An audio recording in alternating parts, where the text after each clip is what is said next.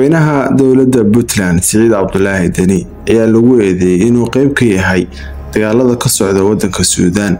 Ereberada dowladda Puntland ayaa lagu sheegay inay adeegsadaan xubnaha ka dagaalama waddanka Suudaan ee ciidanka RAF-ta. Ciidanka RAF-ta ayaa ah ciidamo mucaarad kuwaas oo burbur badan ka geysta waddanka Suudaan, iyagoo geysta tacdiye aad u ballaaran oo bulsho, waxayna geysteen dhaawacyo iyo dhimashooyin bulsho oo gaaraya isbuucyadii la soo dhaafay 2,000 oo qof wax ka badan. Ciidamadani ka dagaaltama waddanka Suudaan ayaa la sheegay in waxyaalaha ay ku dagaaltamaan ee ay ku sameeyaan dagaalada ay uga yimaadaan magaalada Boosaaso airport-keeda. Madaxweynaha dowladda Puntland ayaa xiriir wanaagsan la leh waddanka Imaaraadka ayaa taageera ciidamada RSF-ta ee ka dagaaltamaya waddanka Suudaan. Warbaahinada caalamka iyo kuwa dalka ayaa ku eedeeyay madaxweynaha dowladda Puntland in airport-ka Puntland loo adeegsado ka safrinta qalabaadka kala duwan ee loo isticmaalo dagaalada. Sidoo kale madaxweynaha dowladda Puntland ayaa lagu eedeeyay in ciidamo Colombian u badan kuwaas oo tababara ciidamada ka dagaaltama Suudaan ay isticmaalaan airport-rada Puntland. Warbixinada la baaray ayaa cadeynaya oo sheegaya in airport-ka magaalada Boosaaso iyo Puntland ay tahay saldhigga ugu weyn ee laga taageero RSF-ta. Dowladda Puntland ee uu hogaamiyo madaxweyne Siciid Cabdulaahi Deni ayaa wax jawaab ka bixin eedeymaha loo soo jeediyay. Puntland iyo Imaaraadka ayaa leh heshiis siyaasadeed iyo isu dhawaansho aad u ballaaran. Puntland ayay Imaaraadku u tababaraan ciidamo kala duwan kuwaas oo ay bixiyaan mushaharaadkooda.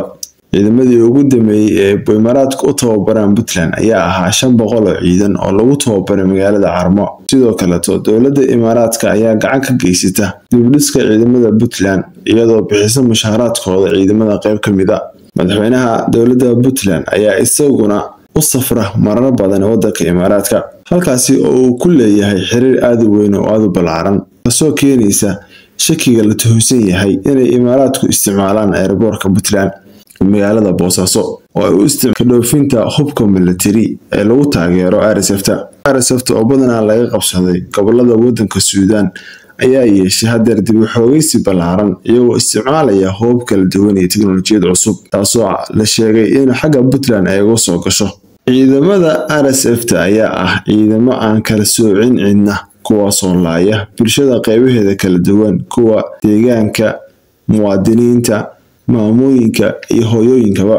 Hogaamiyaha ugu sareeya RSF-ta ayaa la sheegay ay ka dagaaltama waddanka Suudaan inuu yahay hogaamiye aan waxbarashada asaasiga ah qaadan, kaasoo barigiisa hore ka soo xorooday baadiyaha. Tan ayaa u fududeysay inay sii laayaan bulshada qaybaheeda kala duwan maadaama aysan lahayn aqoon maadi iyo mid diini. Iyadoo dagaalada ka socda waddanka Suudaan ee dadweynaha oo dhan ay ka muujiyeen cabashooyin aad u ballaaran, maadaama uusan hayn karo dagaal oo kaliya ee uu yahay dhibaato qaran oo soo gaartay waddanka Suudaan iyo burbur aad u weyn oo baaxad weyn. Burburka ka socda waddanka Suudaan ayaa loo sheegayaa oo warbaahinada caalamka ay qoreen in Puntland iyo magaalada Boosaaso ay tahay saldhigga ugu weyn ee laga taageero ciidamada tani. Kooxaha ciidamadani tababara ayaa u badan ciidamo Colombian ah kuwaas oo aan u diiwaan gashanayn waddanka Colombia laakiin ah qayb security amni oo gaar u shaqeysa, oo la oran karayo ciidamo aan lahayn sal iyo raad, kuwaasoo ah ciidamo caloosh u shaqaystayaal oo ka qayb qaata tababaro kala duwan kana bixiya dadweynaha tababaro hadba ciddii u baahan, iyagoo qaata xoogaa yar lacaga tababarana